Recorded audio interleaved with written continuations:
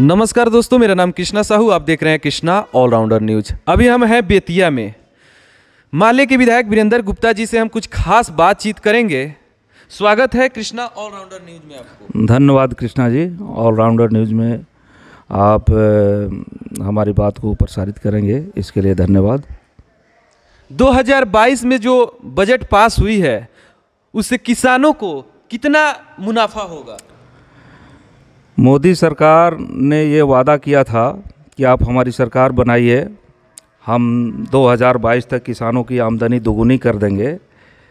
लेकिन एक साल तक किसान पिछले दिनों लड़ते रहे और उसके बाद से किसानों की खेती बाड़ी छीनने वाला जो कानून था उस तमाम कानून की वापसी हुई। लेकिन किसानों के जो आमदनी का सवाल है कि उनकी आमदनी दोगुनी की जाएगी, जो सरकार ने वादा किया था, तो ये बजट जो है उस संबंध में कोई चर्चा नहीं करता है। और उल्टे किसानों के लिए जो सब्सिडी खाद पर थी, उस खाद की सब्सिडी को भी कम कर दिया गया है इस बजट में। खेती बाड़ी के संबंध में और जो योजनाएं होनी चाहिए किसानों की सहूलियत के लिए, वो तमाम चीज़ों को घटा दी गई है। तो इसलिए ये बजट जो है पूरे तौर पे किसान विरोधी है। ये किसानों के संबंध में ये बात। युवाओं की 60 लाख नौकरी देने, इसमें बजट में पास हुआ है 60 लाख नौकरी देने की बजट में, इस पे आप क्या कहेंगे?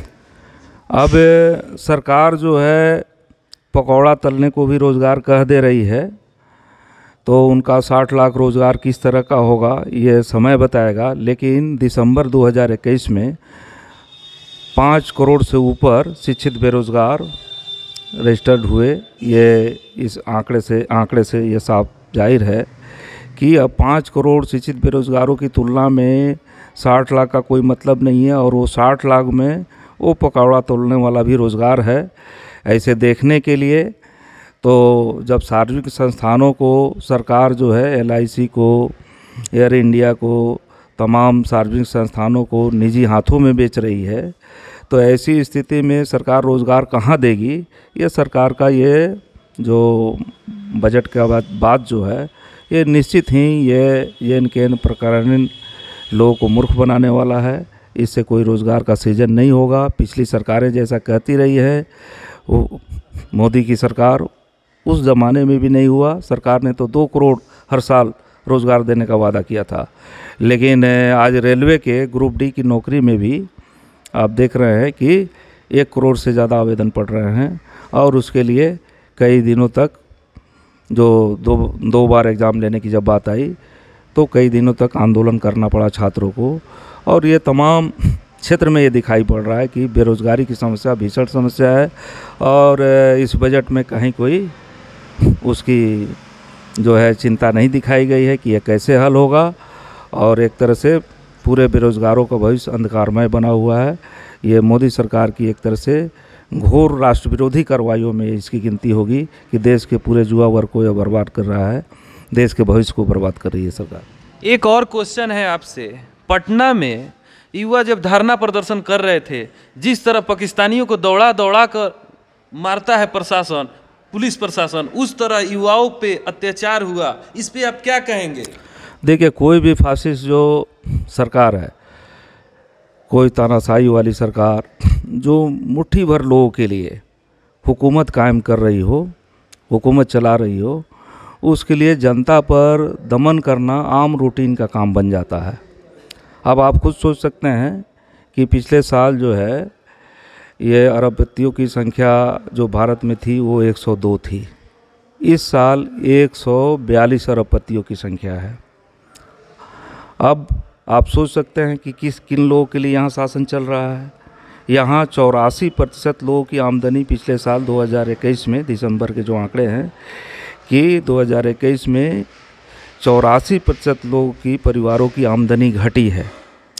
तो आप खुद सोच सकते हैं इस आंकड़े के आधार पर भी कि जो सरकार है वो किन के लिए काम कर रही है। यदि जब सरकार मुट्ठी भर लोगों के लिए काम कर रही है, बड़ी कंपनियों के लिए काम कर रही है, तो निश्चित है कि जब भी कोई किसान अपनी बात करेगा, बेरोज़गार अपनी बात करेगा, टीचर अपनी बात करेगा, आंगनबाड़ी सेविकाएं अपनी बात करेंगी, रसोइया अपनी बात करेंगी। कोई समाज का तबका अपनी जब बात करेगा तो सरकार को दमन के अलावा दूसरा कोई रास्ता नज़र नहीं आएगा, क्योंकि उनको करना है बस कुछ कंपनियों के लिए काम। और वो कंपनियां जो है पूरे तौर पे उनकी फंडिंग करती हैं, उनके चुनाव संचालन का पूरा खर्च संभालती हैं, उनका नेताओं का जो है, राजनेताओं का बड़ा बड़ा अवैध कारोबार जो है उसमें वो पूंजी लगी हुई है। तो इसलिए आज से सरकार जो है, आप देखेंगे भी टैक्स स्लैब की बात जो है कि इसमें जो छोटी आमदनी के लोग थे उन पर इनकम टैक्स की बात है, लेकिन बड़ी कंपनियों को जो है वो एक तरह से छूट दिया गया है। पुराने समय में एक स्थिति थी कि 45% तक बड़े लोगों पर टैक्स लगता था, बड़ी आय वाले लोगों पर, अब वो 15% हो गया। और सरकार ने महंगाई बढ़ा करके, सरकार ने तमाम तरह के अप्रत्यक्ष कर बढ़ा करके, सरकार ने आम जनता पर तमाम बोझ लाद दिया है। और इस महंगाई को बढ़ा करके, अप्रत्यक्ष कर को बढ़ा के सरकार बड़ी कमाई करके, और ये पैसा जो है वो भी पैसा जो है देश के आम नागरिकों पर नहीं खर्च करके ये बड़ी कंपनियों पर खर्च कर रही है। उनको देश बेचा जा रहा है। अब LIC में निवेश का रास्ता खुल गया, उसका निजी हाथों में बेच दिया जाएगा। एयर इंडिया को निजी हाथों में बेच दिया गया। इस ढंग से तमाम संस्थानों को बेचा जा रहा है। सर एक और क्वेश्चन है, बिहार में नीतीश जी शराबबंदी किए हैं, इस कितना सफल है? बिहार में कितना सफल है बिहार शराबबंदी? बिहार में शराबबंदी तो गरीबों के दमन उत्पीड़न का नीतीश सरकार का औजार है। एक ज़माने में ज़मींदार लोग जो थे, बड़े लोग जो थे, वो गरीबों को कैसे डेमोरलाइज किया जाए, गरीबों को कैसे दबा के रखा जाए, तो वो अपने विभिन्न तरह का कार्यक्रम अपनाते रहते थे। नीतीश सरकार का भी वही काम है। अब शराबबंदी के नाम पर समाज के जो गरीब गुरबा लोग हैं उनको किसी तरह से जेल में डाल देना और उनको प्रताड़ित करना, वो डरा सहमा रहे, तो ये काम आपको नीतीश सरकार कर रही है। गरीबों को कुचलने का काम शराबबंदी के नाम पर। और जो शराब माफिया हैं वो बड़े बड़े अमीर आदमी के रूप में बनते जा रहे हैं और उनका सत्ता से संबंध है। होम डिलीवरी, वो तमाम जो बड़े राजनेता से लेकर के तमाम जो अमीर लोग हैं उनके यहाँ शराब की होम डिलीवरी होती है। पूरा अवैध कारोबार फल फूल रहा है। हमने तो कभी भी ये नहीं सुना कि किसी बड़े शराब कारोबारी पर सरकार ने कोई कार्रवाई किया हो, लेकिन दलित जो हैं, आदिवासी जो हैं, समाज के जो सर्वाधिक कमज़ोर गरीब लोग हैं, उस शराबबंदी के नाम पर जेलों में ठूस दिया जा रहा है। सरकार को न रोज़गार देना है, न शराबबंदी के लिए कोई जो है उसके लिए अभियान चलाना है जो मेडिकल तरीके से उनको सुधारने का जो काम है, दवाओं के द्वारा तमाम तरीके अपनाने की बात है। ऐसा कुछ तरीका अपनाया नहीं जा रहा है। नीतीश जी का फरमान आया है, अब टीचर मास्टर जब दारू माफिया को पकड़ेंगे, प्रशासन हथियार से लैस, जो दारू माफिया को नहीं पकड़ पाया, दारू पीने वाला को नहीं पकड़ पाया, क्या निहत्था शिक्षक दारू माफिया को पकड़ेंगे, उसमें अगर लग जाते हैं तो शिक्षा पे क्या प्रभाव पड़ेगा?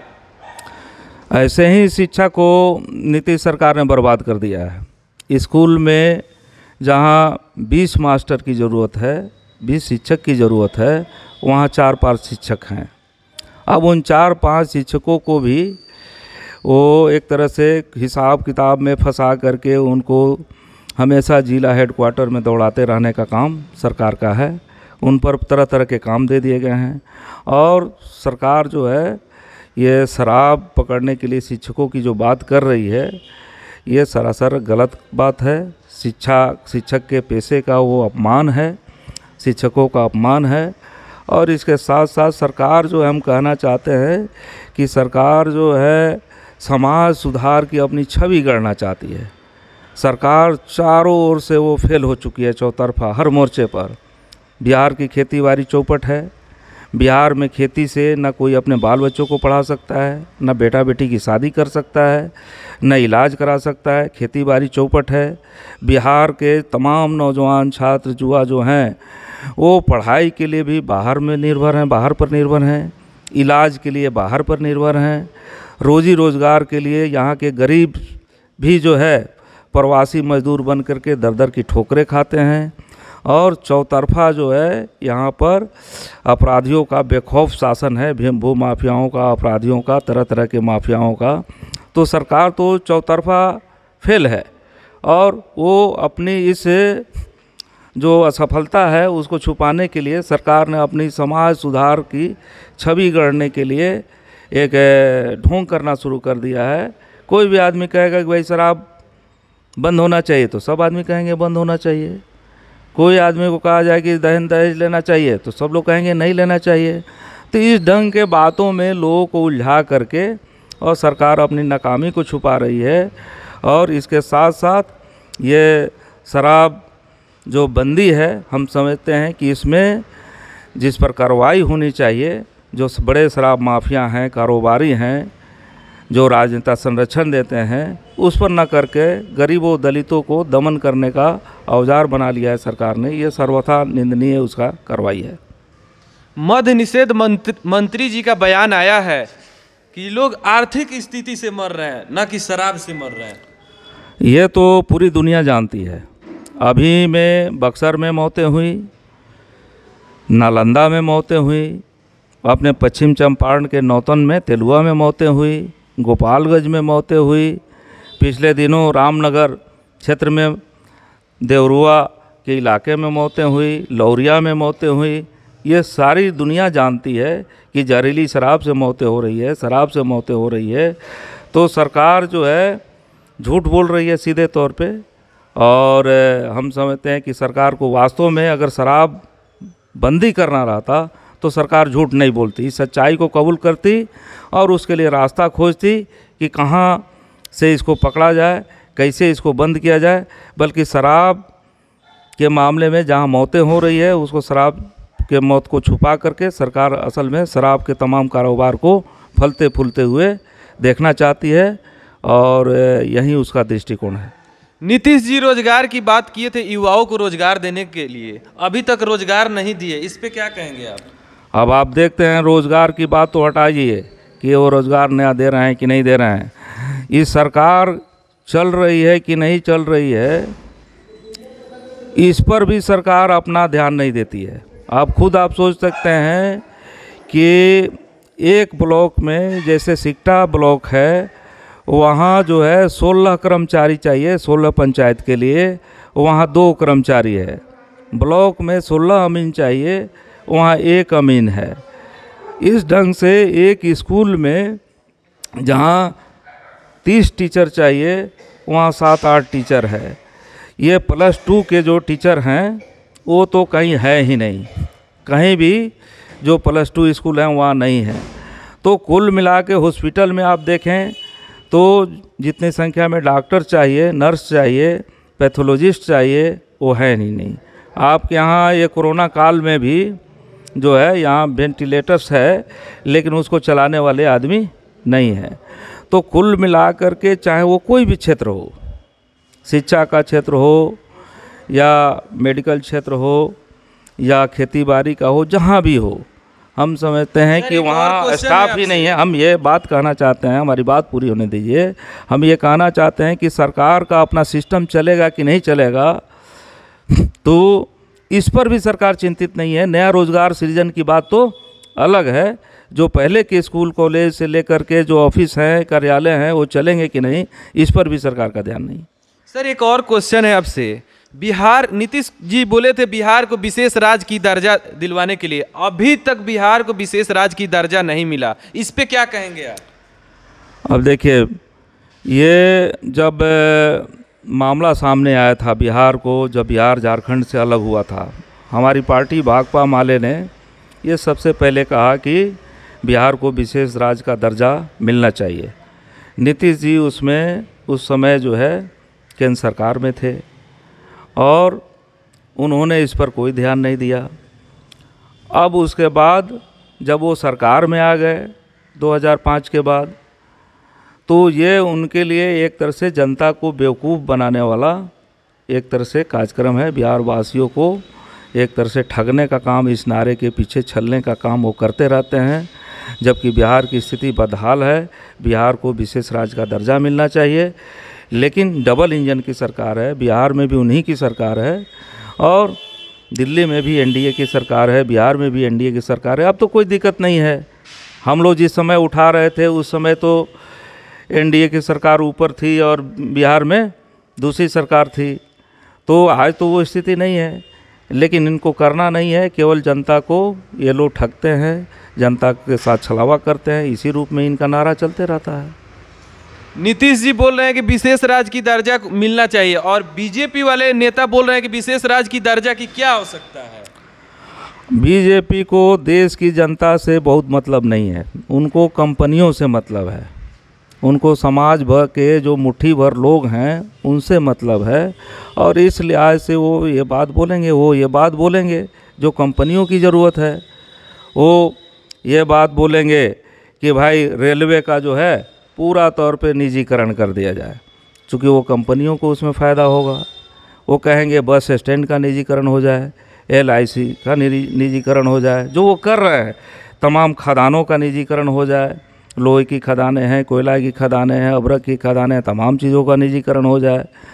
वो तमाम संस्था जो है उसका निजीकरण की बात करेंगे ताकि कंपनियां मालामाल हों। तो उनकी चिंता तो ये है, उनके जनता की चिंता तो नहीं है कि बिहार की जनता का क्या पोजीशन है, जनता किस हालत में रह रही है, इससे उनको बस नहीं है। यहाँ के लोग दर दर की ठोकर खाते हैं रोज़गार के लिए, इससे उनको बहस नहीं है कि कैसे यहाँ विशेष राज्य का दर्जा मिलेगा तो कैसे यहाँ रोज़गार सृजन के लिए पूंजी भी मिलेगी, कुछ इसके रास्ते बनेंगे अपने यहाँ विकास के। इस सब को उनको लेके उनको चिंता नहीं है। उनको सांप्रदायिकता से वोट मिल जाता है, उनको हिंदू मुसलमान से मतलब है, और क्या मतलब है, वो क्यों ये बात करेंगे। बिहार में किसानों की एकदम बुरा हाल है।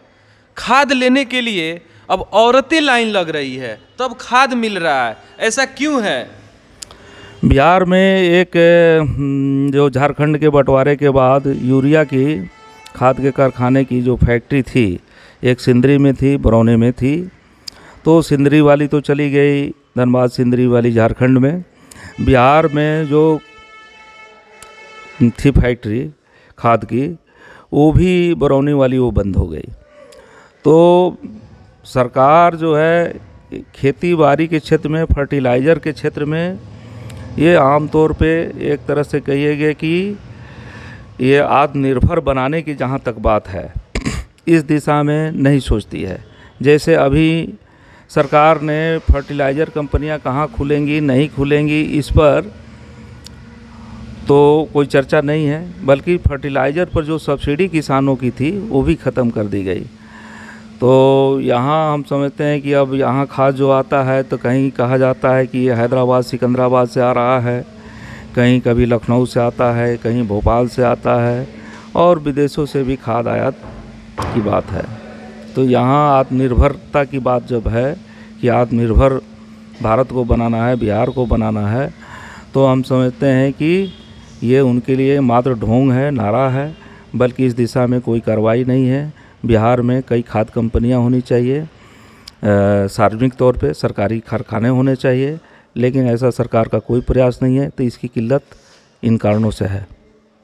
आप देखते रहिए कृष्णा ऑलराउंडर न्यूज़। जय हिंद, जय भारत।